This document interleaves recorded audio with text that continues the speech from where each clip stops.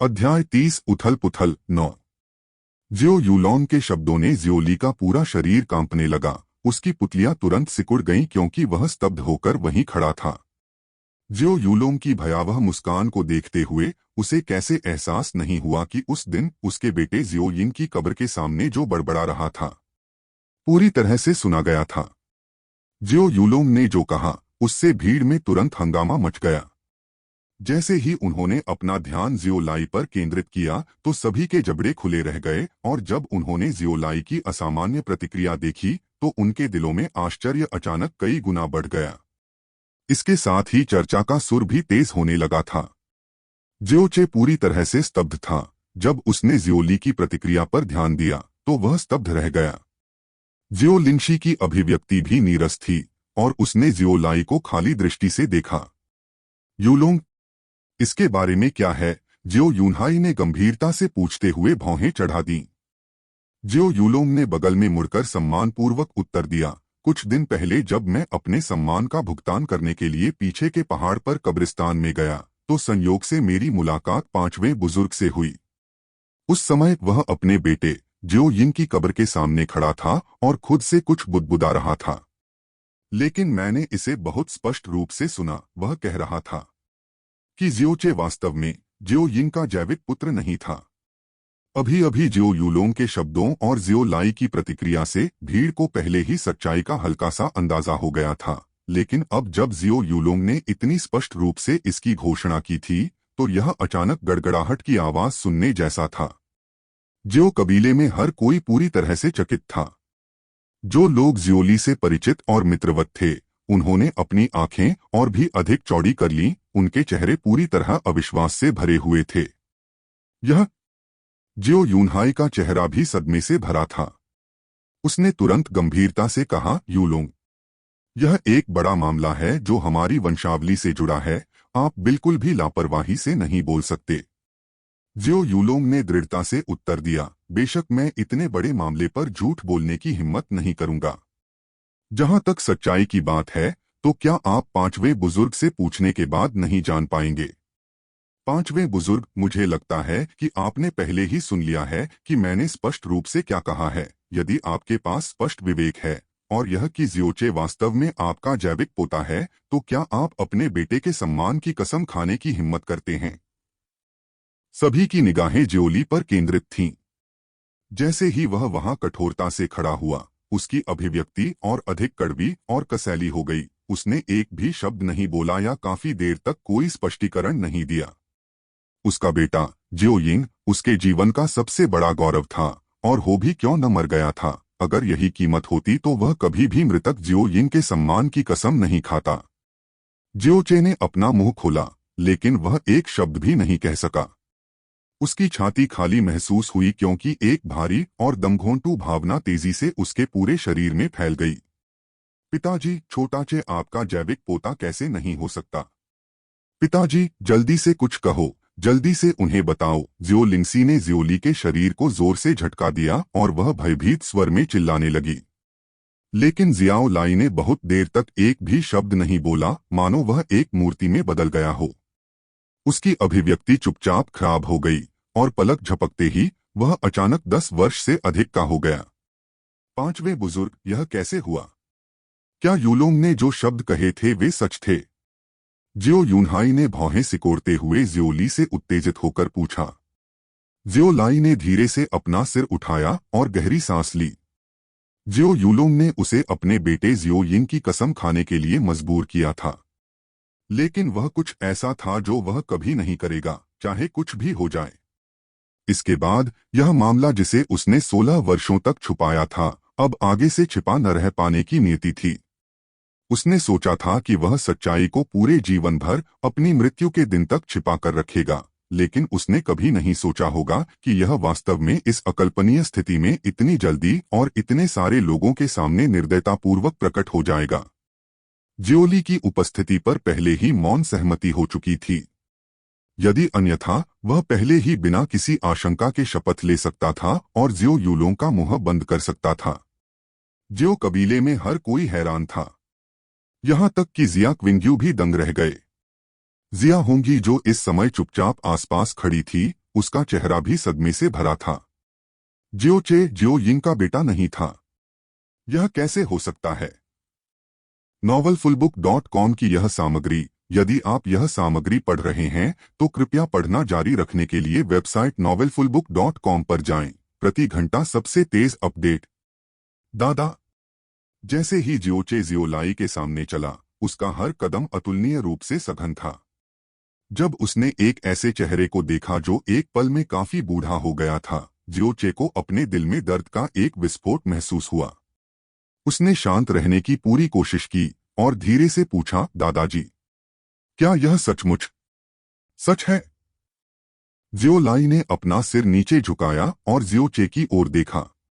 उसने एक कड़वी मुस्कान दी और उसकी धुंधली आंखों में एक जटिल अभिव्यक्ति थी जिसे जियोचे स्पष्ट रूप से देखने में असमर्थ था। भले ही तुम मेरी जैविक संतान नहीं हो, लेकिन इन वर्षों में मैंने हमेशा तुम्हें अपने पोते के रूप में माना है। यदि पहले की खामोशी नमस्ते का संकेत देती। उनकी सहमति। उस स्थिति में यह वाक्य इस बात की पुष्टि थी कि सभी ने अब स्पष्ट रूप से सुना था। जियो कबीले में तुरंत हंगामा मच गया। इतने सालों तक जियो कबीले में रहने के कारण यह निस्संदेह सबसे चौंकाने वाली खबर थी जो किसी ने पहले कभी नहीं सुनी थी। जियोचे काफी देर तक बिना एक भी आवाज बोले भावशून्यता से वहीं खड़ा रहा, मानो उसने अपनी आत्मा खो दी हो। जियो लिंगशी भी अवाक रह गया। उसने गुस्से से अपना सिर हिलाया, जियोलाई की ओर दौड़ी और उत्तेजित होकर चिल्लाई, पिताजी, आप क्या कह रहे हैं? छोटा चे छोटी उम्र से मेरे साथ बड़ा हुआ, वह मेरे भाई जियो यिंग का जैविक पुत्र है। वह आपका अपना पोता कैसे नहीं हो सकता? आप मजाक कर रहे होंगे। क्या मैं सही हूं? एक हाथ बढ़ा और जियो लिंगशी का हाथ पकड़ लिया। इस समय जियोचे की अभिव्यक्ति वापस सामान्य हो गई थी। उसने जियो लिंगशी की ओर देखा और बाद में धीरे से अपना सिर हिलाया और हल्की मुस्कान प्रकट की। यह ठीक है, छोटी चाची।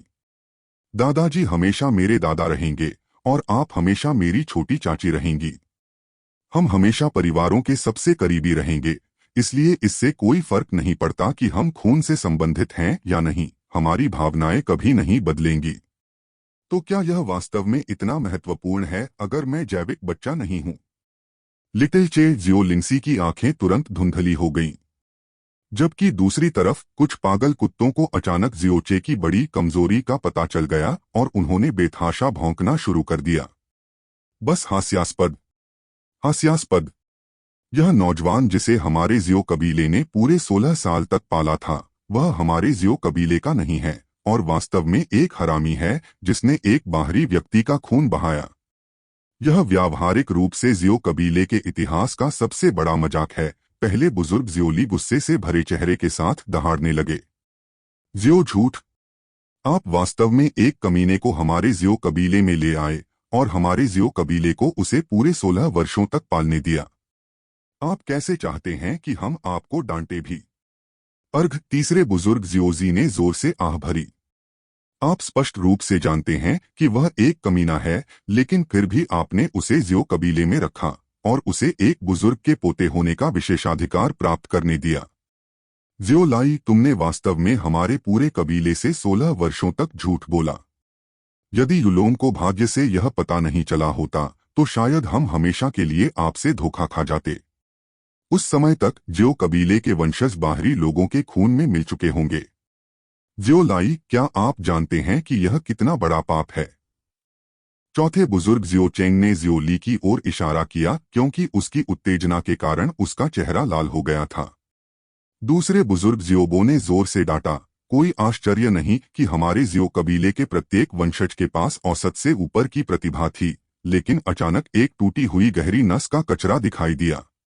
तो यह पता चला कि यह कूड़ा जियो कबीले ने 16 वर्षों तक पाला था, वह वास्तव में एक कमीना था। अगर यह फैल गया तो क्या हमारा जियो कबीला फ्लोटिंग क्लाउड सिटी का हंसी का पात्र नहीं बन जाएगा? न केवल 4 बड़े बुजुर्ग बल्कि अधेड़ उम्र के लोग और 4 बड़े बुजुर्गों के परिचारक भी जियोलाई की बेरहमी से आलोचना करते हुए खड़े हो गए। एक पल के लिए जियोलाई कई मौखिक तीरों का निशाना बन गया। 5वां बड़ा यह है। अर्घ! जियो यूनहाई के चेहरे का रंग कई बदलावों से गुजरा क्योंकि वह लंबे समय तक आहें भरता रहा। हे आप लोगों ने सचमुच मुझे इतना मनोरंजक शो देखने का मौका दिया है। ज्यो कबीला जो बड़ी कठिनाई से आज इस स्थिति तक विकसित हुआ है, अप्रत्याशित रूप से एक ऐसे कमीने में मिल गया है जो कहीं से नहीं आया था। यहाँ तक कि मुझे भी आप सभी के लिए शर्मिंदगी महसूस हो रही है। जैसे ही जियो कुआंग्युन ने अपना मुंह खोला, उसकी आवाज में तेज अप्रियता की सामान्य आवाज थी। उन्होंने जियोचे पर नजर डाली और उत्साहपूर्वक जारी रखा, आज जियो कबीले की आम बैठक है। जियो कबीले के लोगों और जिन लोगों को आमंत्रित किया गया था, उनके अलावा बाहरी लोगों के लिए यहाँ कोई जगह नहीं है। जियो कबीले मास्टर, आप अब भी किसका इंतजार कर रहे हैं? जल्दी से इस कमीने को बाहर निकालो और आज के बाद उसे जियो कबीले में आधा कदम भी रखने की अनुमति नहीं दी जानी चाहिए। आह! यह जियो युनहाई के चेहरे पर बर्दाश्त नहीं कर सकता कि अभिव्यक्ति थी। हालांकि कुछ देर तक झिझकने के बाद उसने अपने दांत पीस लिए, जियोचे का सामना किया और बोला, जियोचे, पांचवें बुजुर्ग ने पहले ही स्वीकार कर लिया है कि आप उसके पोते नहीं हैं।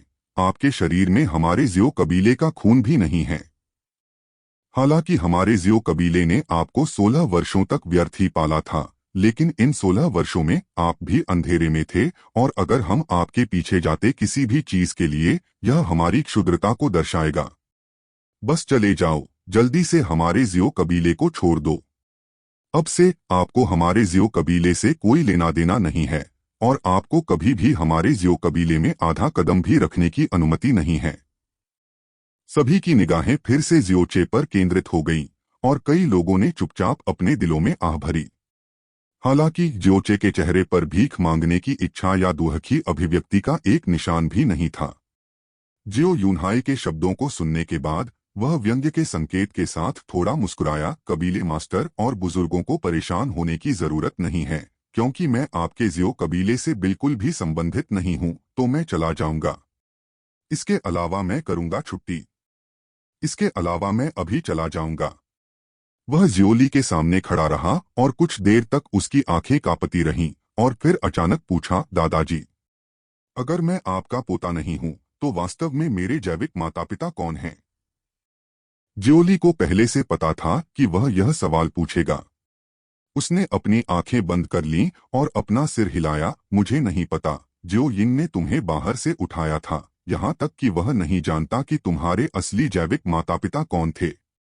जियो लाई के हिलने और उसकी जटिल आंखों से जियोचे को पता था कि यह जियोली का हार्दिक उत्तर नहीं था। उसे अपने जन्म का सच तो पता ही होगा, लेकिन इतने सारे लोगों के सामने वह बता नहीं पा रहा था। लौप ध्वनि के साथ जियोचे ने जियो लाई के सामने जोर से घुटने टेक दिए और ईमानदारी से कहा, दादाजी, भले ही मैं आपका जैविक बच्चा नहीं हूं, लेकिन इन 16 वर्षों में आपने मेरे साथ अपने से बेहतर व्यवहार किया है। आपने मुझे बड़ा किया, मुझे शिक्षित किया, मेरी रक्षा की, मुझ पर अनगिनत खून और पसीना बहाया, और मैं इन 16 वर्षों के स्नेह को कभी नहीं लौटा सकता। आप जैसे दयालु दादाजी को पाकर मुझे हमेशा बेहद खुशी होती है। हालांकि आज ही मुझे पता चला कि वास्तव में मुझ में जियो कबीले का खून नहीं है। इसका क्या? आप मेरे दादा हैं और मैं आपका पोता हूं। भले ही हम खून से असंबंधित हों, मैं इस स्नेह को हमेशा अपने दिल में रखूंगा। जब तक दादाजी को कोई आपत्ति नहीं होगी, मैं हमेशा आपका पोता रहूंगा। उन शब्दों से हर किसी के दिल में कंपकंपी महसूस हुई।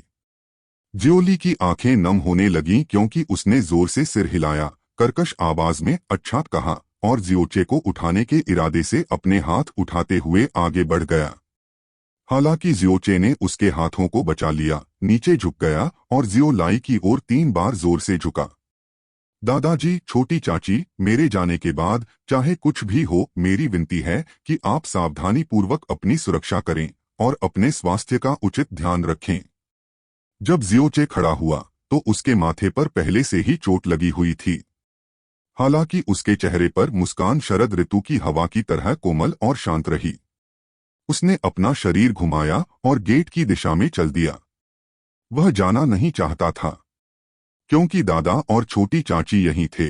वह अभी भी उनकी रक्षा के लिए अपने जीवन का उपयोग करना चाहता था, लेकिन उसे जाना होगा, अन्यथा दादा और छोटी चाची एक अप्रत्याशित मुसीबत में फंस जाएंगे। चाहे वह रहना चाहे या न चाहे, फिर भी उसे किसी भी तरह छोड़ने के लिए मजबूर किया जाएगा। लिटिल चे। जियो लिंसी की सिसकती चीखें पीछे से आईं और जियोचे के कदम थोड़े रुके, लेकिन वह नहीं रुके। उसने पीछे मुड़कर नहीं देखा और बिना किसी हिचकिचाहट के गेट की ओर चल दिया। कोई नहीं जानता था कि उसके शांत चेहरे के नीचे बहुत सारा गुस्सा, नाराजगी और हत्या का इरादा छुपा हुआ है। वह अत्यधिक बुद्धिमान और चतुर था, लेकिन उसके पास शक्ति नहीं थी।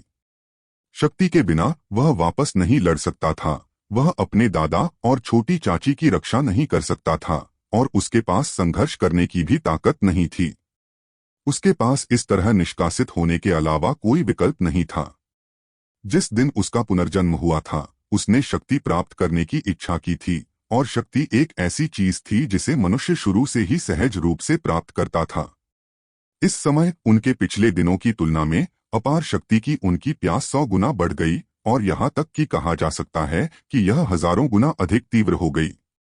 वह अपने दादा और छोटी चाची की रक्षा करने के लिए, इस सारे अपमान को दूर करने के लिए और उन लोगों को पछताने के लिए मजबूर करने के लिए जिन्होंने आज अपना घिनौना चेहरा प्रकट किया है, अपार शक्ति प्राप्त करना चाहता था।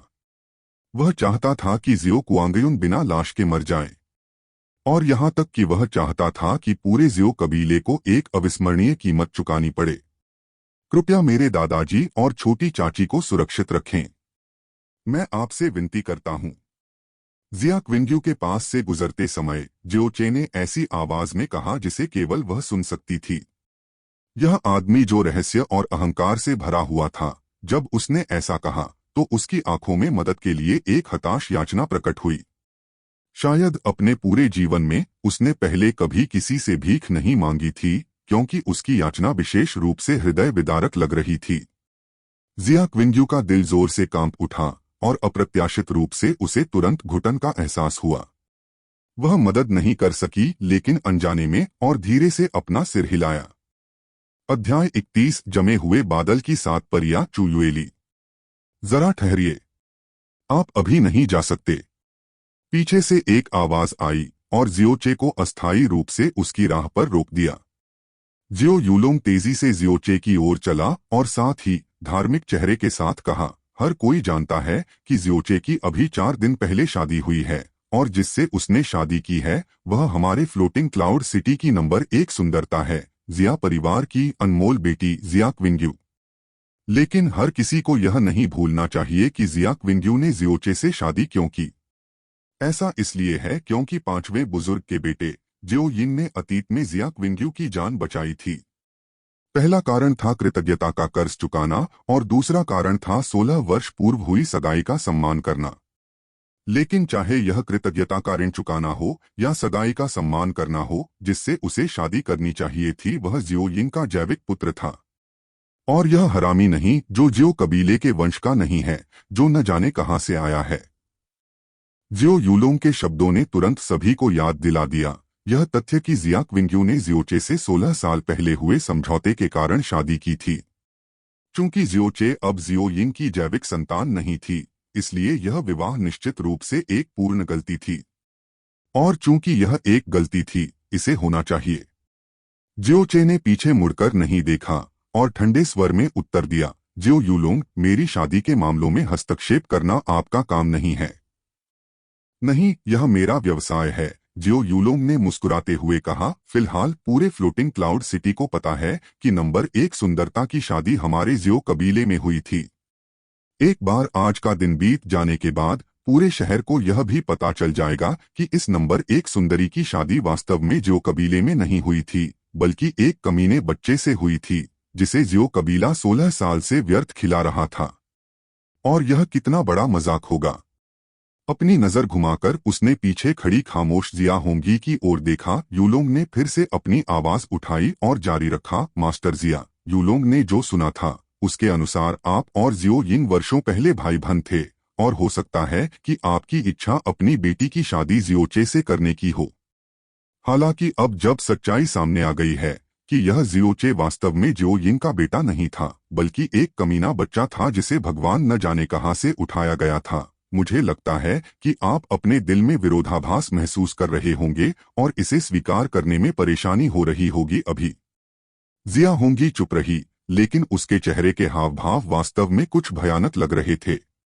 और इस समय जियो कबीले के बाकी शिष्य जो जियोचे के साथ जिया क्विंग्यू की शादी को नहीं देख सकते थे, उन्हें अंततः अपनी निराशा व्यक्त करने का अवसर मिला और चिल्लाना शुरू कर दिया, जियो यूलोंग सही है। जिया क्विंग्यू हमारे जियो कबीले से है, और अब जब हम जानते हैं कि जियोचे हमारे जियो कबीले के लोगों में से एक नहीं है, तो शादी रद्द कर दी जानी चाहिए। पांचवें बुजुर्ग को स्पष्ट रूप से पता था कि जियोचे हम में से एक नहीं था, फिर भी वह शादी के लिए आगे बढ़ा। यह शादी का एक बेशर्म धोखा है। यह व्यर्थ का कचरा जियोचे पहले स्थान पर जिया क्विंग्यू के साथ रहने के लिए उपयुक्त नहीं था। जल्दी से इस शादी को रद्द करो और फिर उसे जियो कबीले से निकाल दो। मास्टर जिया, कृपया कुछ कहें। क्या आप इतने सालों तक फिफ्थ एल्डर और जियोचे द्वारा झूठ बोले जाने के बाद नाराज नहीं हैं? क्या आप अपनी बेटी की शादी को एक मजाक के अलावा कुछ नहीं बनने देंगे? व्यंग्य, आलोचना, खुशी, अपमान और यहां तक कि आग की लपटों को भड़काने वाले लोगों की आवाजें भी सुनाई दे रही थीं। जो लोग जियोचे द्वारा जियो क्विंग्यू से शादी करने से ईर्ष्या कर रहे थे, उन्हें आखिरकार अपना गुस्सा निकालने का एक रास्ता मिल गया, और प्रत्येक चिल्लाहट के साथ अपमान बन गया पिछले से भी अधिक कान छिदवाने वाला। चूंकि वे सभी कथित तौर पर सही पक्ष में थे, उनमें से प्रत्येक ने सीधे चेहरे के साथ आलोचना करना जारी रखा, जैसे कि वे एक आम परीक्षण में थे। इस समय जियो यूनहाई ने ठंडे चेहरे के साथ अपना फैसला सुनाया, जियोचे, आपने सभी को सुना है। आपको जिया कबीले की अनमोल बेटी से शादी करने का कोई अधिकार नहीं है। हमारे जियो कबीले को फ्लोटिंग क्लाउड सिटी में हंसी का पात्र न बनने देने और जिया कबीले को शर्मिंदा न करने देने के लिए हमारे जियो कबीले को छोड़ने से पहले विवाह प्रमाण पत्र सौंप दें। जियोचे कुछ नहीं बोला और उसने अपने सीने में हाथ डालकर विवाह प्रमाण पत्र निकाल लिया। वह इस विवाह प्रमाण पत्र को हमेशा अपने साथ रखता था। ऐसा इसलिए था क्योंकि जियो कबीले के भीतर ऐसे लोगों की संख्या बहुत अधिक थी जो इस प्रमाण पत्र को नष्ट करना चाहते थे। एक बार जियो यूलोंग ने प्रमाण पत्र देखा तो वह उसे छीनने के इरादे से उसकी ओर दौड़ा। हालांकि जियोचे बस एक तरफ चला गया और विवाह प्रमाण पत्र जिया क्विंग्यू के हाथों में रख दिया। जिया क्विंग्यू ने अवचेतन रूप से प्रमाण पत्र को पकड़ रखा था, जैसे कि वह समाधि में हो। पति और पत्नी के रूप में हमें अलग होना चाहिए या नहीं, इसका निर्णय हमेशा हमारे बीच होना चाहिए। यहाँ तक कि देवताओं को भी हस्तक्षेप करने का अधिकार नहीं है। जैसे ही जियोचे ने जिया क्विंग्यू की ओर देखा, उसकी ठंडी आवाज सभी के कानों तक पहुंच गई। इसके तुरंत बाद उसने अपनी आवाज धीमी कर दी और जिया क्विंग्यू की ओर प्यार से देखा, लेकिन इस समय मेरे पास इस विवाह प्रमाण पत्र की सुरक्षा करने की शक्ति नहीं है, इसलिए मैं इसे केवल आपको दे सकता हूं। यदि आप अभी भी चाहते हैं मेरी पत्नी बनो, फिर इसे रखो और इसकी रक्षा करो। यदि आप अपनी स्वतंत्रता पुनः प्राप्त करना चाहते हैं, जो अच्छी भी है, तो इसे तुरंत नष्ट कर दीजिए। जिया क्विंग्यू। हालांकि विवाह प्रमाण पत्र और निर्णय की जिम्मेदारी जिया क्विंग्यू को सौंपकर उन्होंने एक पुरुष के रूप में अपना कुछ गौरव खो दिया, लेकिन उस समय उनके पास कोई अन्य विकल्प नहीं था। जैसे ही उसने शांत जिया क्विंग्यू को विवाह प्रमाण पत्र को कसकर पकड़ते हुए देखा, उसने उसे हल्की सी मुस्कान दी और सिर हिलाया। उसने जियोली, जियो लिंगशी और जिया होंगी पर आखिरी नजर डाली और फिर मुख्य प्रवेश द्वार की ओर चल दिया। जियो कबीले से अकेले बाहर निकलते समय उसने कभी अपना सिर पीछे नहीं घुमाया और सभी की दृष्टि से गायब हो गया। novelfullbook.com की यह सामग्री, यदि आप यह सामग्री पढ़ रहे हैं तो कृपया पढ़ना जारी रखने के लिए वेबसाइट novelfullbook.com पर जाएं। प्रति घंटा सबसे तेज अपडेट। जियोचे कोई नहीं था और शुरू से ही ऐसा था। यहां तक कि जियो कबीले के बीच भी वह एक अपरिहार्य अस्तित्व था। भले ही उनके आज के भाषण ने बहुत से लोगों को चकित कर दिया हो, फिर भी इससे पिछले कई वर्षों से उनके प्रति लोगों की धारणा में कोई बदलाव नहीं आया है। चूंकि उनका जाना महज एक छोटी सी बात थी, इससे से ज्यादा उन्हें थोड़ी देर के लिए खुश होने का मौका मिला। तुरंत उनका सारा ध्यान जिया क्विंग्यू के हाथों में विवाह प्रमाण पत्र पर केंद्रित हो गया। लेडी जिया, मुझे लगता है कि सच्चाई जानने के बाद आप क्रोधित होंगी। जियो यूलोंग जिया क्विंग्यू के करीब चला गया और हंसते हुए उसने आगे कहा, जियोचे ने न केवल हमारे जियो कबीले को 16 वर्षों तक धोखा दिया, बल्कि आपके जिया कबीले को भी नीचे खींच लिया। लेकिन अब यह ठीक है, लेडी जिया को बस आपके हाथ में मौजूद विवाह प्रमाण पत्र को फाड़ना होगा और जो कुछ भी पहले हुआ था वह गायब हो जाएगा। संपूर्ण फ्लोटिंग क्लाउड सिटी आपके निर्णय को समझेगी और उसका समर्थन करेगी। अपनी प्रतिभा और सुंदरता के साथ आप निश्चित रूप से किसी ऐसे व्यक्ति को पा सकते हैं जो जियोचे से 1000 गुना बेहतर है। जियो यूलोंग के शर्मनाक प्रदर्शन के बाद से जिया क्विंग्यू को हमेशा उसके प्रति घृणा महसूस होती थी और इस समय वह पहले से भी अधिक घृणा महसूस कर रही थी। उसने बेरुखी से जवाब दिया, क्या तुम्हें समझ नहीं आया कि मेरे पति ने अभी क्या कहा था? बाहरी लोगों को हमारे मामलों में हस्तक्षेप करने से कोई मतलब नहीं है। जियो यूलोंग के रंग का रंग अचानक बदल गया। कई अन्य रंग भी बदल गए थे। लगभग सभी ने सोचा कि जिया क्विंग्यू केवल कृतज्ञता का कर्ज चुकाना चाहती थी और इस तरह 16 साल पहले हुए समझौते को पूरा करने के लिए उसे जियोचे से शादी करने के लिए मजबूर होना पड़ा। यदि नहीं तो अपनी प्रतिभा और रूपरंग के कारण वह स्वेच्छा से किसी बेकार व्यक्ति से शादी क्यों करेगी, जबकि उसके पास कई प्रतिभाशाली युवकों की पसंद थी।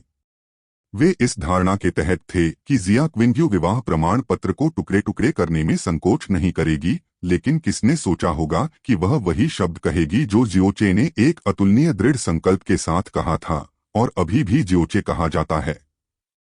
पति। जियो यूलोंग का चेहरा सूअर के जिगर के लाल रंग का हो गया। यह उस नाटक से बिल्कुल अलग था जिसकी उन्होंने अपेक्षा की थी। अब जब जियोचे को जियो कबीले से निष्कासित कर दिया गया था तो जिया क्विंग्यू का अब जियो कबीले के साथ कोई संबंध नहीं था। यदि वह विवाह प्रमाण पत्र नहीं फाड़ती है तो जियो कबीले को मूल रूप से उस पर दबाव डालने का कोई अधिकार नहीं था।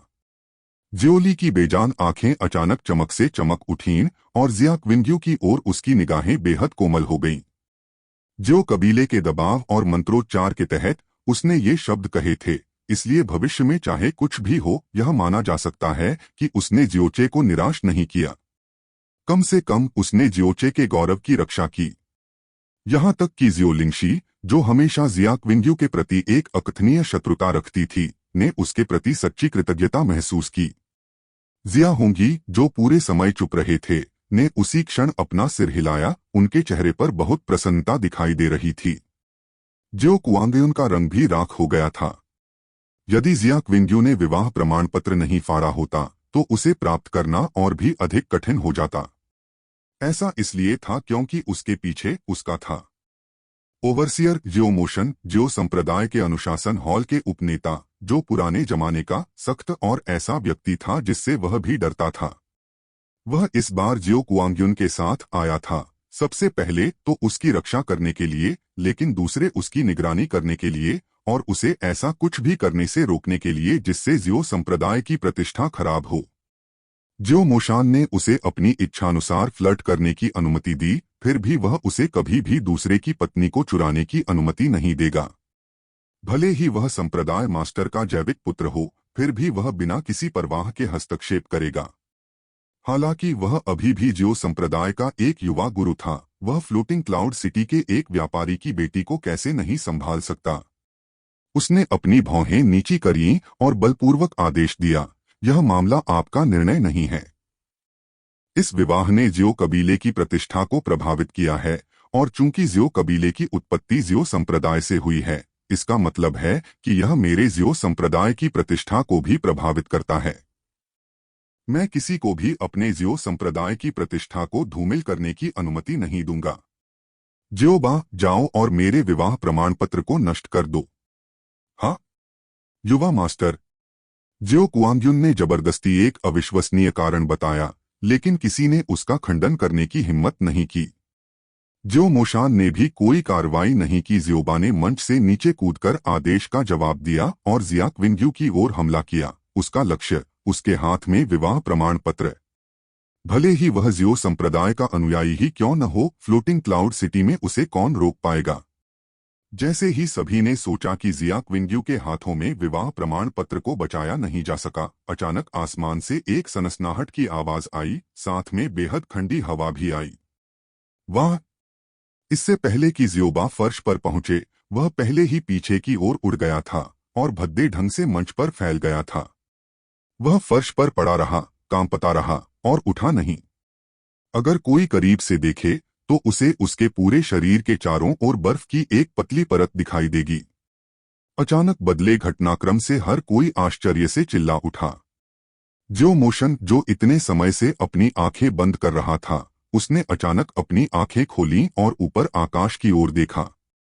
इस समय ऊपर से एक स्पष्ट और ठंडी आवाज आई, आप जियो संप्रदाय वास्तव में अधिक से अधिक सक्षम हो गए हैं हो, इतना कि आप मेरे असगार्ड शिष्य के विवाह मामलों में भी हस्तक्षेप करना शुरू कर देते हैं। तुम्हें ऐसा करने का अधिकार किसने दिया? नीले आकाश में कभी कभार सफेद बादलों के साथ एक महिला तैर रही थी, जो पूरी तरह से सफेद कपड़े पहने हुए थी, जो अपनी ठंडी आंखों से भीड़ को देख रही थी। उसका रंग असाधारण रूप से बर्फ जैसा सफेद था और उसके होंठ सिंदूरी रंग के थे। उसकी त्वचा चिकनी और गोरी थी। उसमें अद्वितीय लावण्य और शुद्ध पवित्रता थी, मानो चांद के महल से उतरी परी की तरह। साथ ही वह ठंडी, गौरवपूर्ण और बेदाग बर्फीली कमल जैसी दिखती थी। टीएल चांगेर के बारे में एक चीनी लोक कथा का संदर्भ देते हुए चंद्रमा में महल। हालांकि उसकी विशेषताएं स्पष्ट रूप से अलग थीं, लेकिन किसी के लिए भी उसकी सही उम्र का पता लगाना कठिन था। वह अपने 20वें वर्ष की लग रही थी और फिर अपने 30वें दशक की, फिर भी वह अभी भी अपनी किशोरावस्था में ही लग रही थी। चमकदार और पारभासी बर्फ के क्रिस्टल का एक टुकड़ा उसके शरीर के चारों ओर लहरा रहा था। वह बिल्कुल परी जैसी, स्वप्निल और बिल्कुल खूबसूरत थी। आसमान में खूबसूरत नजारे ने हर किसी को हैरान कर दिया। अचानक भीड़ में एक कंपा देने वाली चीख गूंज उठी। प्रो गहन फ्लोटिंग तकनीक। यह गहन फ्लोटिंग तकनीक है। यह रोना एक बम की तरह था जो हर किसी पर गिरा था और उनके जबड़े पूरी तरह से खुल गए थे और उनकी आंखें लगभग उनकी जेब से बाहर आ गई थीं। उनकी हर एक आंख में अभिव्यक्ति में भारी बदलाव देखा जा सकता है। यह सही है। आकाश में महिला स्पष्ट रूप से बिना किसी गहन वस्तु या किसी उड़ने वाले प्राणी की मदद के तैर रही थी। वह पूरी तरह से आकाश में तैरने के लिए अपनी शक्ति का उपयोग कर रही थी। और केवल वही लोग आकाश में तैर सकते हैं जिन्हें प्रोफाउंड फ्लोटिंग तकनीक में महारत हासिल होनी चाहिए। उन्हें कम से कम स्काई प्रोफाउंड दायरे के स्तर तक पहुंचना चाहिए। आकाश की यह महिला वास्तव में पौराणिक स्काई प्रोफाउंड दायरे की अभ्यासी थी। जमे हुए बादल 7 परियां, जियो मोशान ने अपनी सांसों के बीच फुसफुसाते हुए फुसफुसाया क्योंकि उसका मन और शरीर दोनों तनावग्रस्त होने लगे और उसकी आंखों में गहरा डर झलकने लगा। क्या क्या कहा आपने? जियो कुआंग्युन, जो आकाश में महिला के नशे में था, 4 शब्द फ्रोजन क्लाउड्स 7 परियां सुनने के बाद अचानक अपने होश में आ गया। ये 7 महिलाएं ही कारण थीं कि फ्रोजन क्लाउड असगार्ड शीर्ष कुलों में से एक था। वे ऐसे लोग थे जिनसे उसके पिता भी बहुत डरते थे। अफवाहें कहती हैं कि जमे हुए बादल की 7 परियों के भीतर सबसे कम गहन शक्ति पहले से ही स्काई प्रोफाउंड दायरे में थी और उनमें से सबसे मजबूत कथित तौर पर सम्राट प्रोफाउंड दायरे के आधे रास्ते पर था। फ्रोजन क्लाउड 7 परियों के अस्तित्व के कारण जियो संप्रदाय की स्थिति हमेशा फ्रोजन क्लाउड असगार्ड से नीचे थी। ब्लू वाइंड रैंकिंग टूर्नामेंट में लगातार 3 सीजन तक जियो संप्रदाय हमेशा फ्रोजन क्लाउड असगार्ड से हार गया था। युवा मास्टर, वह 5वीं रैंक पर है। जमे हुए बादल 7 परियों के बीच चुयुएली।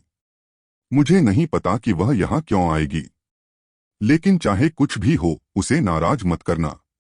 अगर मेरे 10 लोग भी एक साथ आ जाएं, तब भी मैं उससे नहीं जीत पाऊंगा, जियो मोशन धीरे से फुसफुसाया।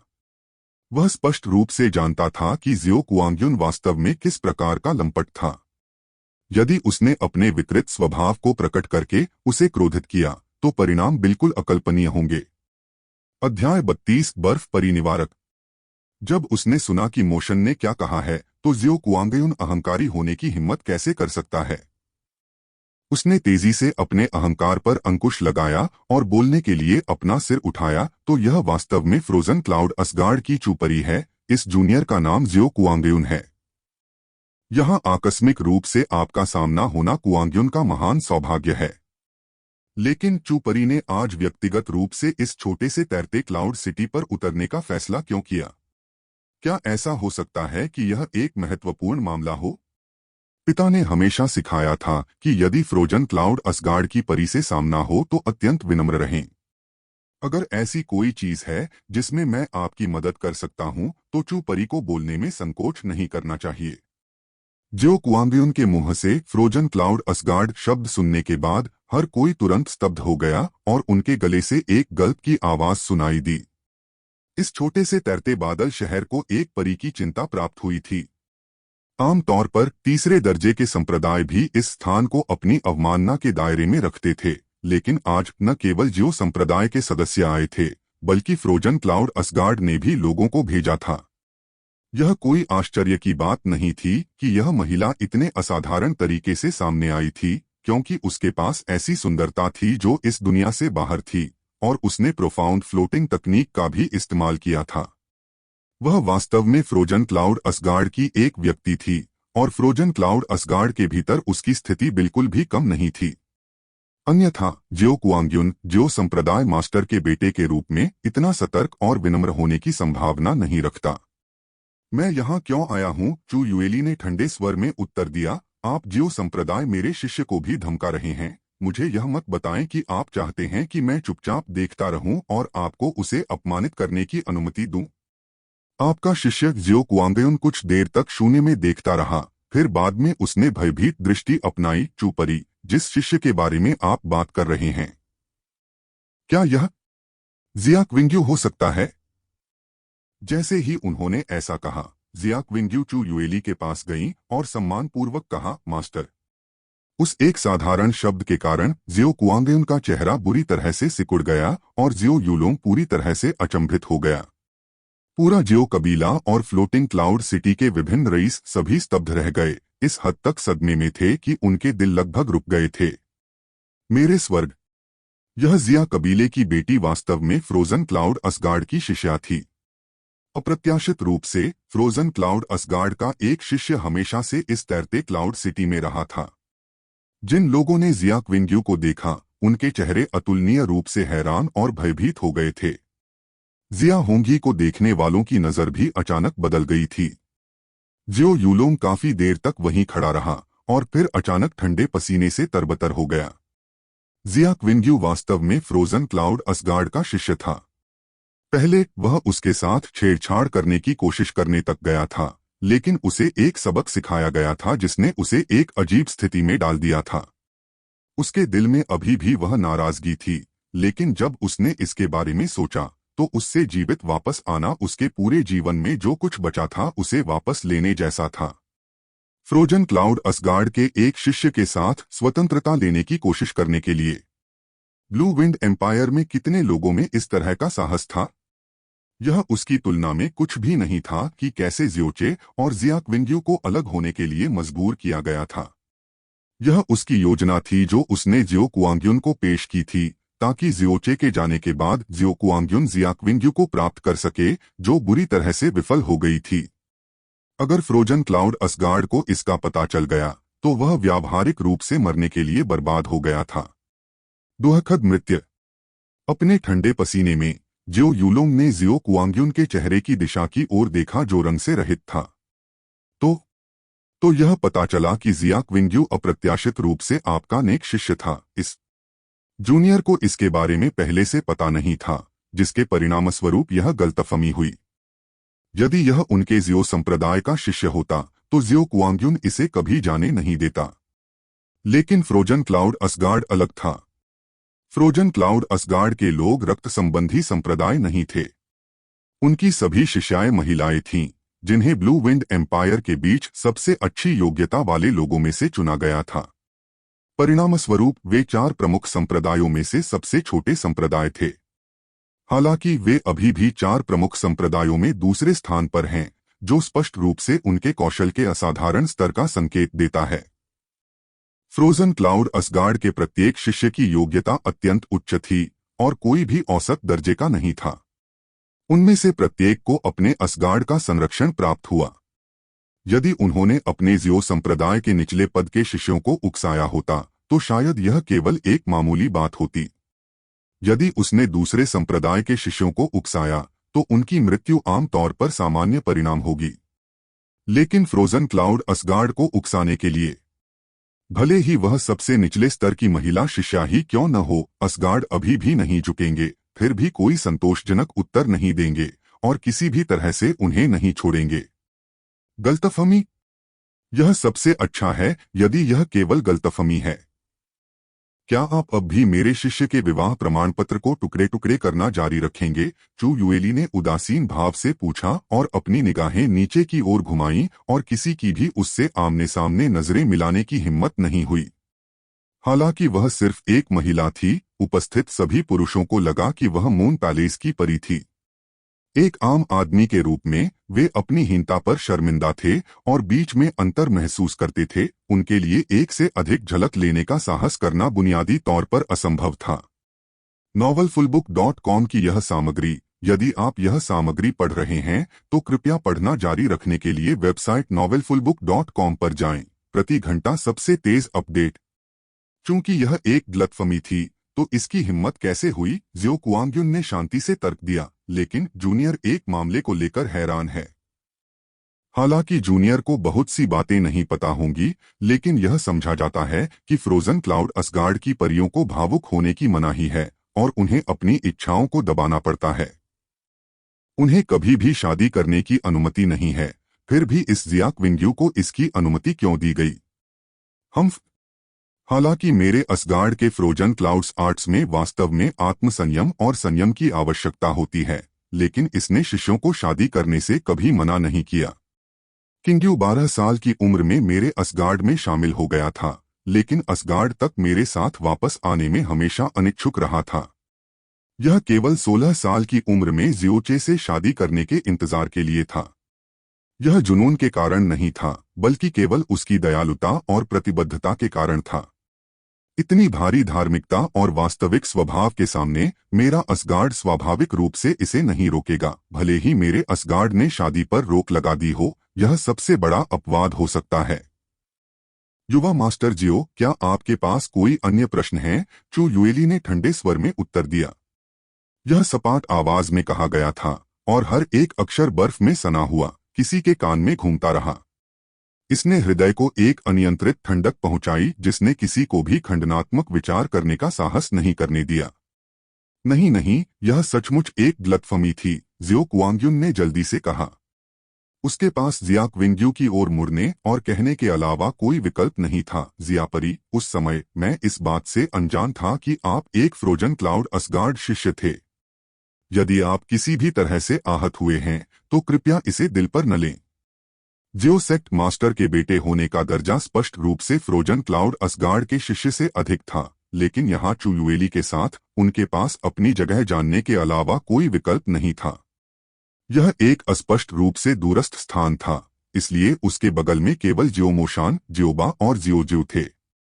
अगर उसने किसी भी तरह से चू युएली को परेशान किया और उसे दुखी किया तो उन्हें घर वापस आते समय पूरी तरह से खत्म किया जा सकता था। बाद में वे बिना किसी निशान के नष्ट हो जाएंगे और केवल व्यर्थ ही मर सकते हैं। इस कूड़ेदान में पहुंचने से पहले वह चू युएली जैसे प्रतिष्ठित व्यक्ति की अप्रत्याशित उपस्थिति का अनुमान कैसे लगा सकता था? जियाक विंग्यू पाई की एक डुबकी की उसकी इच्छा अब असंभव थी और उसने आधे दिन की योजना बर्बाद कर दी थी। चू युएली के सामने उसके पास ईमानदारी से जो कुछ भी वह चाहता था उसे वापस लेने के अलावा कोई विकल्प नहीं था और उसका दिल उत्पीड़न में डूब गया। जैसे ही उसकी छाती फूली, उसने अपना ध्यान जियो लिंगशी की ओर घुमाया। भले ही जियाक विंग्यू पहले से ही एक हारा हुआ कारण था, एक और भी था। चू युएली जियाक विंग्यू की रक्षा करेगी, लेकिन वह एक अजनबी जियो लिंगशी की रक्षा नहीं करेगी। अन्यथा वह तब दिखाई देती जब जियोचे को निष्कासित कर दिया गया था, न कि केवल तब दिखाई देती जब नजरें जियाक विंग्यू की ओर चली जाती। दरअसल चू युएली के संबंध में वह केवल जियाक विंग्यू की देखभाल करती थी। अन्य लोगों के बारे में जिनके साथ उसका कोई संबंध नहीं था, उसे बस इसकी जरा भी परवाह नहीं थी। इसके अलावा उसके पास हस्तक्षेप करने का कोई कारण और दायित्व भी नहीं था। चू परी की यात्रा के साथ आप जियो कबीले को उसकी उपस्थिति की रोशनी से सम्मानित माना जा सकता है और इसलिए हमें वह व्यवसाय शुरू करना चाहिए जिसके लिए हम सब आज यहाँ आए हैं। जिया कुआंगयुन का रंग बदल गया क्योंकि उसकी नजर जियो लिंगशी की ओर थी। तो अब जियो बा जियो जू सबसे ओपनिंग पाउडर जियो संप्रदाय से निपटने के लिए कल अपराधी को वापस लाया जाएगा। वाक्य कल अपराधी को जियो संप्रदाय से निपटने के लिए वापस लाया जाएगा। एक बार फिर मूर्खों को जियो कुआंगयुन के घृणित और बेशर्म मंचन के पीछे के स्पष्ट कारण को समझने का मौका मिलेगा। हालांकि इस मंचित आरोप को जियोचे ने पहले ही सबके सामने उजागर कर दिया था। इसे जियो संप्रदाय की पूर्णता के तहत दबा दिया गया था और जियो कुआंगयुन ने बिना किसी देरी के इसे निष्पादित करना जारी रखा। हाँ युवा मास्टर, जियो बा और जियो जू एक ही समय में मंच से बाहर चले गए और जियो लिंगशी के करीब आ गए।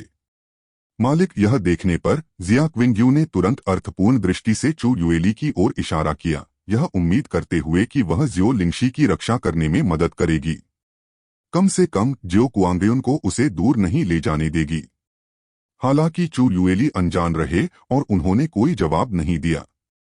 जिया क्विंगयू की अभिव्यक्ति और भी अधिक चिंतित हो गई क्योंकि उसने अपने चेहरे पर अपनी गुहार लगाई और कहा, मास्टर, आपने यह भी देखा है कि जियो कुआंगयुन आज मुझे कैसे निशाना बना रहा था। वह मुझे परेशान कर रहा था। जियोचे को निष्कासित कर दिया गया और हमारे निहितार्थ के कारण उसे कष्ट सहना पड़ा।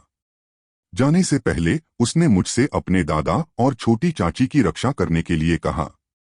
मैं पहले ही सहमत हो चुका था।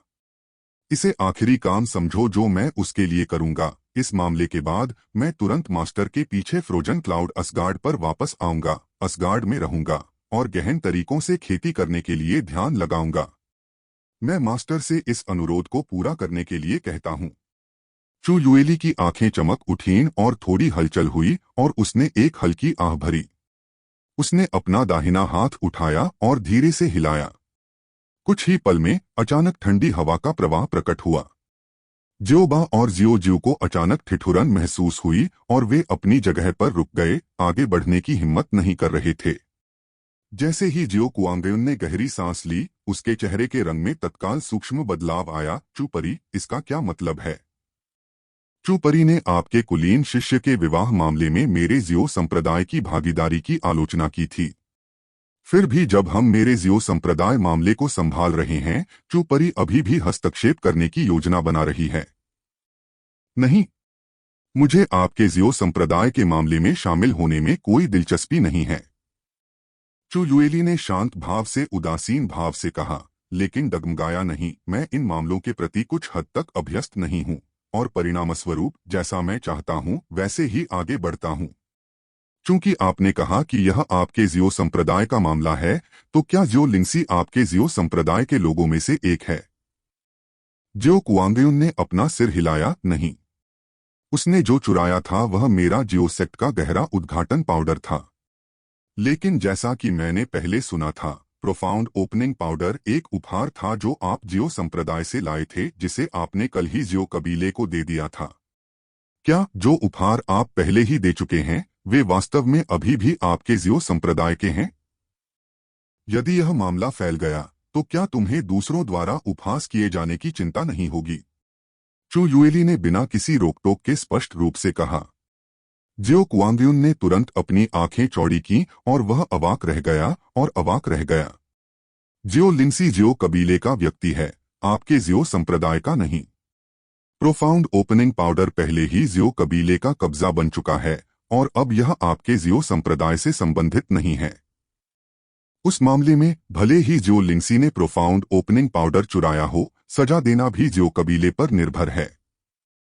इस मामले का आपके जियो संप्रदाय से कोई संबंध नहीं है। चू युएली ने अपनी आंखें झुकाईं और जियो यूनहाई की ओर देखा। यह महज एक नजर थी, फिर भी इसने जियो यूनहाई के पूरे शरीर को कंपा दिया और अनजाने में उसकी ऊंचाई आधी हो गई। चू युएली ने हल्के ढंग से जारी रखा, जियो कबीले के मास्टर, आप उस स्थिति को कैसे संभालेंगे जहां चोरी का अपराधी आपके जियो कबीले के सदस्यों में से एक था? जियो यूनहाई ने जियो कुआंगयुन की ओर देखा और अपने दांत भींच लिए क्योंकि वह अपनी शांति का दिखावा करने के लिए मजबूर था। यदि इस कबीले का कोई बच्चा चोरी का दोषी था, सबसे हल्की सजा पीछे के पहाड़ों में 3 महीने का अलगाव होगी।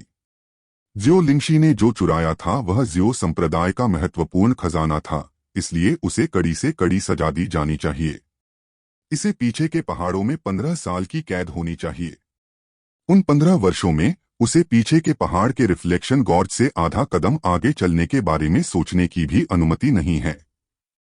जियो यूनहाई ने दूसरी ओर देखा और फिर कुछ नहीं बोला। तो फिर तुम एक तक किस बात की ओर देख रहे हो? आप उसे उस परावर्तन कंठ के अंदर बंद नहीं करने जा रहे हैं? जियो कुआंगयुन का शांत और शांत चेहरा गुस्से से चिल्ला रहा था। भले ही उसका दिल अनिच्छा से नम्र था, भले ही वह पहले से अधिक मूर्ख था, फिर भी वह समझता था कि चू युएली ने पहले ही अपनी प्रतिष्ठा का एक बड़ा हिस्सा संरक्षित कर लिया था। अन्यथा यह संभव था कि वह सीधे उसके आरोपों को उजागर कर देती, जो उसी समय उसे ज्यो लिंगशी को प्राप्त करने में असमर्थ बना देती, सबसे बड़ी प्रतिष्ठा खो देती और सार्वजनिक रूप से उसे इस हद तक शर्मिंदा कर देती कि वह बच नहीं पाता। प्लेटफॉर्म। हालांकि चू युएली ने जियो कुआंगयुन को सार्वजनिक रूप से जनता और दी के सामने उजागर नहीं किया। अध्याय 33 घृणित रक्त बलिदान के लिए छिपा हुआ सितारा। फ्लोटिंग क्लाउड सिटी के बाहरी इलाके में एक परित्यक्त घर के कोने में जियो चे चुपचाप वहीं बैठ गया और अपने शक्तिहीन शरीर को अपने पीछे ठंडी दीवार पर रख दिया। उसकी बेजान चमकती आंखें अंतरिक्ष में घूर रही थीं, मानो उसकी आत्मा पहले ही उसके शरीर को छोड़ चुकी हो। वह पिछले कई घंटों से इस पद पर बने हुए थे। एज्योर क्लाउड महाद्वीप में उसके माता पिता ने उसे छोड़ दिया था और उसकी मृत्यु तक उसे कभी पता नहीं चला कि उसके जन्मदाता माता पिता कौन थे। उनके साथ उनका एकमात्र संबंध उस पेंडेंट से था जिसे वह हमेशा अपने सीने के सामने अपने साथ रखते थे। ब्लू वाइन साम्राज्य में जब वह छोटा था तब उसके माता पिता दोनों की मृत्यु हो गई थी, लेकिन कम से कम वह जानता था कि उसके माता पिता कौन थे और उन्हें क्या कहा जाता था। उसके एक दादा और एक छोटी चाची भी थी। हालांकि भगवान ने उस पर एक और क्रूर मजाक करने का फैसला किया। सब कुछ अप्रत्याशित था, सब नकली था। दादाजी उसके सगे दादा नहीं थे और छोटी चाची भी उसकी छोटी चाची नहीं थी। वह अभी भी नहीं जानता था कि उसके असली माता पिता कौन थे और उसे यह भी पता नहीं था कि उसका अपना उपनाम क्या था। 2 जन्मों के अनुभवों ने उसके मन के दायरे को चौड़ा कर दिया था, लेकिन पहले की तरह वह अभी भी इस छोटी और अचानक जागरूकता को स्वीकार करने में असमर्थ था कि वह वास्तव में अपनी जड़ों को नहीं जानता था और वह कहां से आया था। वास्तव में मैं कौन हूं और मुझे आगे कहां जाना चाहिए? ज्यो कबीले से निष्कासन का मतलब था कि वह कभी भी ज्यो कबीले में पैर नहीं रख पाएगा और अंदर एक और कदम नहीं रख पाएगा। अपने दिल में वह बहुत स्पष्ट रूप से जानता था कि न केवल वह ज्यो कबीले में रहने में असमर्थ था, बल्कि वह फ्लोटिंग क्लाउड सिटी में भी रहने में असमर्थ था। उसके न जाने का एकमात्र कारण यह था कि उसे दादाजी और छोटी चाची की चिंता थी। वह कम से कम उनकी सुरक्षा की पुष्टि करना चाहता था। समय धीरे धीरे सुबह से दोपहर तक बहता रहा और एक बार फिर आकाश में धीरे धीरे लेकिन अंततः अंधेरा हो गया। पूरे दिन कुछ न खाने के बाद भी जियोचे को भूख का जरा भी एहसास नहीं हुआ। जब सूरज ने अपनी आखिरी किरण वापस ले ली और पूरी तरह से डूब गया, तो जियोचे ने आखिरकार अपना सिर थोड़ा ऊपर उठाया, क्योंकि एक बार बेजान आंखें धीरे धीरे एक भयानक चमक में बदल गईं, जैसे कि वह किसी बुरी आत्मा की हो। अचानक उसने चुपचाप हंसना शुरू कर दिया। उसके होठों के कोने मुड़ गए और वह भयानक तरीके से हंस रहा था, जैसे कि नरक से कोई दुष्ट आत्मा हंस रही हो। अपनी ठिठुरती हंसी के बीच उसने धीरे से अपना हाथ बढ़ाया और उसकी हथेली के ऊपर गहरे हरे रंग की घास का एक तिनका दिखाई दिया। यह वास्तव में तारे को छुपाने वाली घास में से एक थी जो उसे उस दिन पीछे के पहाड़ पर मिली थी। उन्होंने जिया क्विंग्यू से शादी की थी। जैसे ही उसने तारे को छुपाने वाली घास को देखा, अचानक उसकी हथेली से एक गहरे हरे रंग की चमक निकली, जिसने तारे को छुपाने वाली घास को अपने अंदर ढक लिया। गहरे हरे रंग की चमक के तहत तारा छुपाने वाली घास अजीब तरह से मुड़ने, सिकुड़ने और रंग बदलने लगी। फिर आखिरकार यह गहरे हरे रंग के पाउडर का एक छोटा ढेर बन गया। जियोचे ने धीरे से फूंक मारी और सारा गहरा हरा पाउडर बिखेर दिया। केवल एक पारदर्शी मोती जो अनजाने में प्रकट हुआ था, उसकी हथेली में रह गया था। यह स्काई पॉइजन पर्ल की सबसे मूल और सबसे बेतुकी क्षमता भी थी जिसने स्वयं स्वर्ग का विरोध किया। जड़ी बूटी शोधन।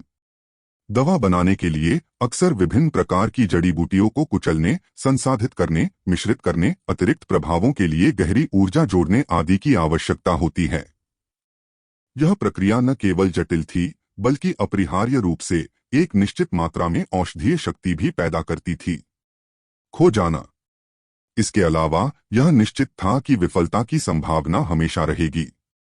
विशेष रूप से जब उच्च श्रेणी की दवा की बात आती है, तो दुर्लभ सामग्रियों को खरीदने के लिए न केवल भारी मात्रा में सोने की आवश्यकता होती थी, विफलता की संभावना भी बहुत अधिक थी, और एक बार जब आप असफल हो गए तो सब कुछ खत्म हो जाएगा। इसके अलावा हर किसी के पास उच्च श्रेणी की दवा बनाने की क्षमता नहीं थी। कीमियागर की क्षमता, कड़ाही, माहौल और गहन ऊर्जा का उपयोग करके जोड़े गए प्रभावों की बहुत अधिक आवश्यकता थी।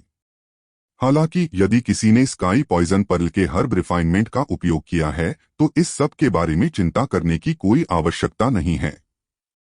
ऐसा इसलिए है क्योंकि यह कम से कम समय में घटक के सबसे महत्वपूर्ण हिस्से को तेजी से परिष्कृत कर सकता है और इसे पूरी तरह से फ्यूज कर सकता है।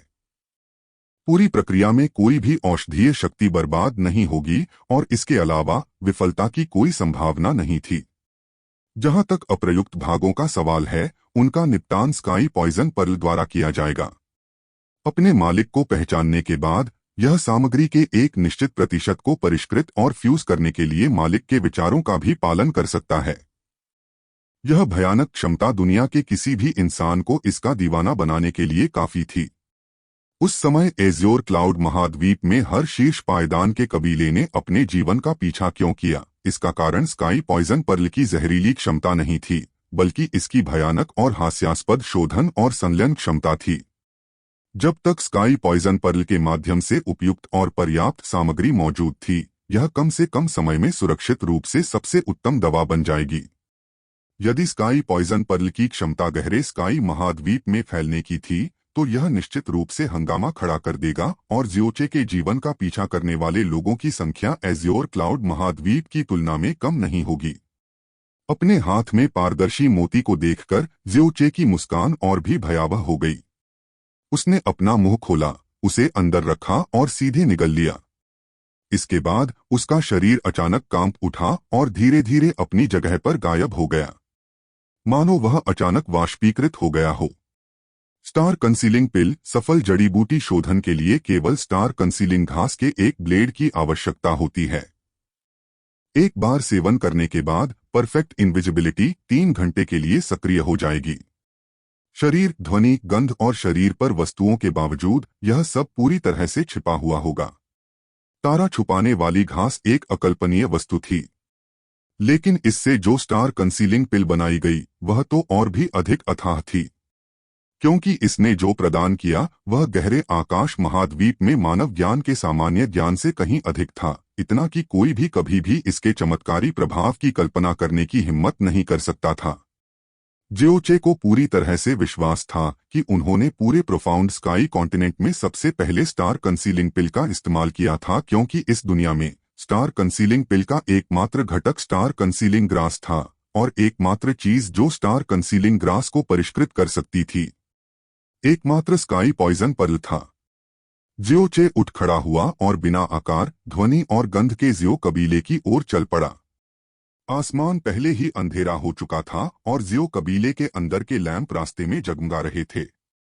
जियोचे ने जियो कबीले के द्वार के माध्यम से कदम रखा और लापरवाही से एक सीधी रेखा में चला गया। उसकी मुद्रा में थोड़ी सी भी सावधानी नहीं थी। जैसे ही जियो कबीले के शिष्य उसके पास से गुजरे, किसी ने भी उसकी ओर नजर नहीं डाली। स्टार कंसीलिंग पिल का सेवन करने के बाद प्राप्त छिपाव को सही कहा जाता था, क्योंकि इससे न केवल शरीर पारदर्शी हो जाता था, बल्कि बाहरी और आंतरिक उपस्थिति भी पूरी तरह से छिप जाती थी, जैसे कि कोई किसी अदृश्य स्थान की दरार में पूरी तरह से छिपा हुआ हो। जब उन्होंने पहली बार एज्योर क्लाउड कॉन्टिनेंट में स्टार कंसीलिंग पिल का इस्तेमाल किया था, तब भी महाद्वीप के शीर्ष 10 में स्थान पाने वाला एक कबीला मास्टर भी उसे तब नहीं खोज सका जब वह 10 कदम के भीतर था। इस यात्रा से पहले जियोचे का रंग अतुलनीय रूप से शांत था। रास्ते में उसने कई लोगों की फुसफुसाहटें सुनी थीं। उसे पता चल गया कि जियाक विंग्यू को उसके मालिक द्वारा ले जाया जा रहा है। साथ ही जियोली और जियोलिंगशी को पीछे के पहाड़ों में कैद किया गया है। पूरे 15 वर्षों का अलगा। जियो कबीले की आज की आम सभा के समापन के परिणामस्वरूप जियो यूलोंग का बहुत स्पष्ट और अंतिम चयन हुआ, जो अगले ही दिन जियो कुआंग्युन के 4 लोगों के समूह के साथ जियो संप्रदाय की ओर जाएगा। जब वह अतिथि कक्ष में पहुंचे, जियोचे उनके कदमों पर रुक गया और चुपचाप अंदर की बातचीत सुन रहा था। यूलोंग, कल यंग मास्टर जियो के साथ जियो संप्रदाय के प्रस्थान के बारे में आपको आज यंग मास्टर जियो की पुनर्जन्म की दयालुता को हमेशा याद रखना चाहिए। यह स्वाभाविक है, जियो यूलोंग को यंग मास्टर जियो के महान उपकार और महान दयालुता याद होगी। यूलोंग एक बार फिर यंग मास्टर जियो को 3 कप प्रदान करता है। जियो यूलोंग, हालांकि आज का मामला विफल हो गया था, दोष आपका नहीं था। किसने कल्पना की होगी कि जियाक विंग्यू वास्तव में फ्रोजन क्लाउड असगार्ड का शिष्य था। आपका चरित्र वास्तव में वह है जो मुझे पसंद है, इसलिए जब तक आप जियो संप्रदाय में उचित रूप से आज्ञाकारी हैं, मैं आपके साथ गलत व्यवहार नहीं करूंगा। धन्यवाद, धन्यवाद यंग मास्टर जियो। युवा मास्टर जियो, आप वास्तव में मेरे जीवन के सबसे महान व्यक्ति हैं। यूलोंग निश्चित रूप से यंग मास्टर जियो के प्रति वफादार और सच्चा होगा और कभी भी बेवफा नहीं होगा। मैंने जियाक विंग्यू के मामले की भविष्यवाणी नहीं की थी, लेकिन जियोलिंगशी को फंसाने की मेरी योजना पूरी तरह से एक नहीं है व्यर्थ प्रयास। यद्यपि यंग मास्टर जियो पास के चू युएली के कारण उसे छू नहीं सकता है, यंग मास्टर जियो 1 या 2 वर्ष के बाद यहां लौटने का एक कारण ढूंढ सकता है। फिर जियोलिंगशी संभवतः कैसे बच सकता है? हे। जियो यूलोंग की आवाज का लहजा कुछ हद तक लापरवाह हो गया था और यह स्पष्ट था कि वह पहले से ही नशे में था। जैसे ही जियोचे सुन रहा था, उसका रंग और अधिक ठंडा हो गया क्योंकि दोनों हाथों की उंगलियां सख्ती से कस गईं। बाद में वह ईस्ट कोर्टयार्ड की दिशा में जाने के लिए मुड़ा। जैसे ही वह पूर्वी प्रांगण से बाहर आया, उसके हाथ में एक अतिरिक्त छोटा खंजर था जो न जाने कहां से आया था। फिर वह एक बार फिर उत्तरी प्रांगण की दिशा की ओर बढ़ गया। नॉर्थ कोर्टयार्ड का नंबर 11 जियो यूलोंग का आंगन था और इस समय वहां एक भी व्यक्ति नजर नहीं आ रहा था। जियोचे ने धक्का देकर दरवाजा खोला और प्रवेश किया। कमरे के मध्य में उन्होंने इसके लेआउट पर एक नजर डाली। बाद में वह ठंडे स्वर में हंसा और सीधे उसके सामने वाली खिड़की की ओर चला गया। जैसे ही उसने छोटा ब्लेड उठाया, उसने खिड़की के बीच में वार किया और फिर खंजर बाहर खींच लिया। उपर्युक्त खिड़की में अचानक मुट्ठी के आकार का एक अतिरिक्त छेद हो गया। फिर जियोचे बस किनारे पर खड़ा रहा और चुपचाप जियो यूलोंग के आने का इंतजार करने लगा। उसे ज्यादा देर तक इंतजार नहीं करना पड़ा। हिलने डुलने की आवाज की गूंज आधे घंटे बाद आई। इसके बाद कमरे का दरवाजा धक्का देकर खोला गया और जियो यूलोंग, जो शराब की तेज गंध से बदबू आ रही थी, जियो यांग के सहारे अंदर चला गया। बॉस, जब आप जियो संप्रदाय में प्रवेश करते हैं तो आपको इस छोटे भाई के इन वर्षों को नहीं भूलना चाहिए, जो हमेशा आपकी आज्ञा और कॉल पर था। जैसे ही जियो यांग ने जियो यूलोंग को बिस्तर पर उठाया, जियो यांग ने हंसी उड़ाई। novelfullbook.com की यह सामग्री, यदि आप यह सामग्री पढ़ रहे हैं तो कृपया पढ़ना जारी रखने के लिए वेबसाइट novelfullbook.com पर जाएं। प्रति घंटा सबसे तेज अपडेट। अगर वह मर भी जाए तो भी उसने कभी नहीं सोचा होगा कि इस समय जहां वह खड़ा था, वहां से 2 कदम की दूरी पर एक व्यक्ति था जो निःशब्द, निश्चल और ठंडे भाव से उसे देखता रहा। ओह हो! जियो यूलोंग नशे में इस हद तक बेहोश हो गया था कि वह सीधे बिस्तर पर गिर गया और 2 आवाजों के साथ अस्पष्ट प्रतिक्रिया दी जो केवल इसलिए निकली क्योंकि वह कराह रहा था। जियोचे जियो यूलोंग के बिस्तर के सामने चला गया और धीरे से अपने हाथों में छोटा खंजर उठाया। आमने सामने के टकराव में वह स्पष्ट रूप से जियो यूलोंग का मुकाबला नहीं कर सका। यहां तक कि स्टार कंसीलिंग ग्रास के समर्थन के बावजूद इस बात की कोई निश्चितता नहीं थी कि वह जियो यूलोंग को मारने में सक्षम होगा। ऐसा इसलिए था क्योंकि भले ही कोई पूरी तरह से रक्षाहीन हो, किसी हमले की स्थिति में शरीर की गहन ऊर्जा सशर्त रूप से मुक्त हो जाएगी और खुद की रक्षा करेगी। उसके शरीर में मूल रूप से कोई गहरी ऊर्जा नहीं थी, और उसके हाथ में जो साधारण खंजर था, जरूरी नहीं कि वह जियो यूलोंग के शरीर को छेद सके, जिसमें नवजात गहन क्षेत्र के तीसरे स्तर की गहरी ताकत थी। स्टार कंसीलिंग पिल की छिपने की क्षमता पूरी तरह से अजेय नहीं थी। अदृश्यता की अवधि के दौरान यदि कोई छुपे हुए शरीर के संपर्क में आता है तो अदृश्यता तुरंत रद्द कर दी जाएगी। यदि वह अपने हमले से चूक जाता और इसके बजाय प्रतिद्वंद्वी द्वारा छू लिया जाता तो वह पूरी तरह से एक संकट में फंस जाता, और इसका परिणाम मृत्यु भी हो सकता है। हालांकि उस समय जियो यूलोंग नशे में धुत था, इसलिए यह एकदम सही मौका था। उसने उस छेद के स्थान पर नजर डाली जो उसने पहले खिड़की में किया था, और स्थिति सुनिश्चित करने के बाद उसने अपनी आंखें सिकोड़ लीं क्योंकि उसके हाथ में मौजूद खंजर अचानक नीचे गिर गया। उसने अपने पूरे शरीर की ताकत का इस्तेमाल करते हुए जियो यूलोंग के डेंटियन के बाईं ओर नाभि से 2 इंच नीचे बेरहमी से प्रहार किया। जैसे ही वह छेदा, वह तुरंत पीछे की ओर कूद गया और कमरे के कोने में खड़ा हो गया। उस एक वार से सीधे जियो यूलोंग का गला कट सकता था और उसकी जान जा सकती थी, लेकिन फिर भी उसने ऐसा नहीं करने का फैसला किया। अगर जियो यूलोंग इतनी आसानी से मर गया तो वह उसे मरने देना कैसे सहन कर सकता है? वह संभवतः उसके दिल के अंदर की नफरत को कैसे दूर कर सकता है? वह जियो यूलोंग के खूबसूरत सपने को पूरी तरह से कुचल देना चाहता था, उसे स्वर्ग से नरक में गिरने का अनुभव देने के लिए।